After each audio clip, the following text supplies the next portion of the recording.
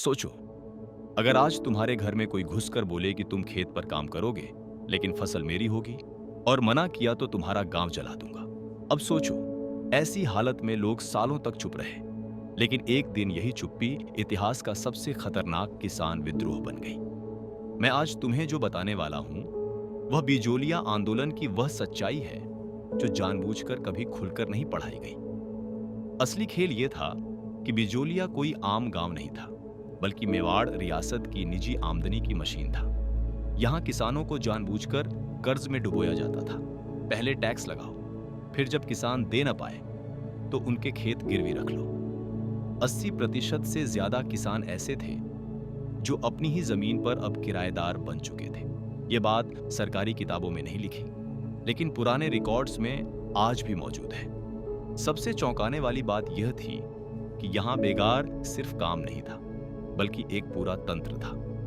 किसान को बुलाया जाता, कभी 10 दिन, कभी 15 दिन, और वह भी अपने बैल, अपने हल और अपना अनाज साथ लाने के लिए मजबूर किया जाता। इसका मतलब यह हुआ कि किसान अपने घर का खाना छोड़कर राजा के लिए काम करे और बदले में केवल अपमान मिले।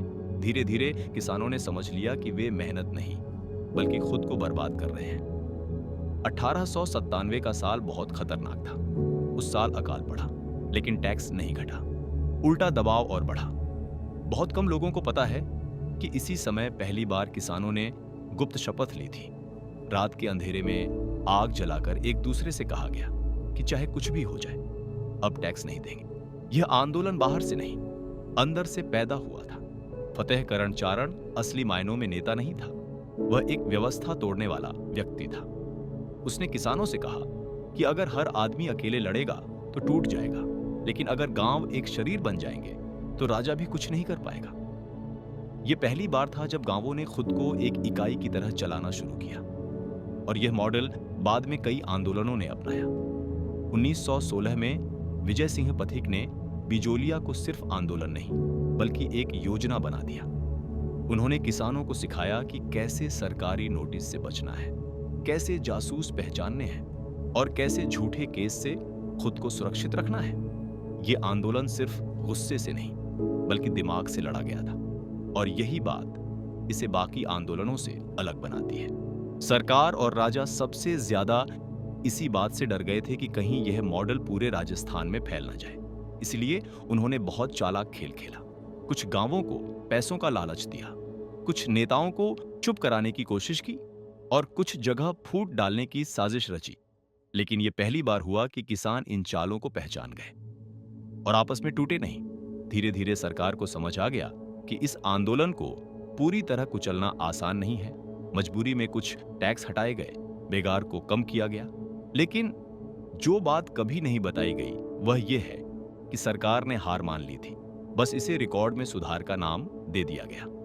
बिजोलिया आंदोलन असल में आजादी से पहले भारत का पहला व्यवस्था के खिलाफ विद्रोह था। यह युद्ध हथियारों से नहीं, सोच से लड़ा गया था।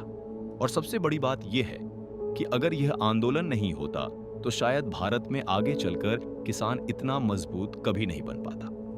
और आज जब तुम ये कहानी सुन रहे हो तो याद रखना कि इतिहास वह नहीं है जो किताबें बताती हैं। इतिहास वह है जिसे ताकतवर लोग छुपाने की कोशिश करते हैं। और सबसे खतरनाक बात जो अब तक मैंने तुम्हें नहीं बताई वह यह है कि बिजोलिया आंदोलन सिर्फ टैक्स और बेगार के खिलाफ नहीं था। इसके पीछे एक गुप्त जाल काम कर रहा था, जिसे अंग्रेजी सरकार भी पूरी तरह समझ नहीं पाई थी। बहुत कम लोगों को पता है कि इस आंदोलन से जुड़े कुछ लोग बाद में भूमिगत क्रांतिकारी संगठन का हिस्सा बन गए थे, और उन्होंने ऐसी गतिविधियां की जो सीधे ब्रिटिश सरकार के रिकॉर्ड से हटा दी गई। अगले भाग में मैं तुम्हें बताऊंगा कि बिजोलिया आंदोलन के दौरान गुप्त चिट्ठियां कैसे भेजी जाती थीं, कैसे संदेशों को रोजमर्रा की चीजों में छुपाया जाता था, और कैसे किसान पहली बार अंग्रेजी खुफिया एजेंसियों को चकमा दे रहे थे। मैं ये भी बताऊंगा कि वह कौन सी रहस्यमय योजना थी जिसे अगर पूरा कर लिया जाता तो अंग्रेजी सरकार को राजस्थान की कई रियासतें खाली करनी पड़ती।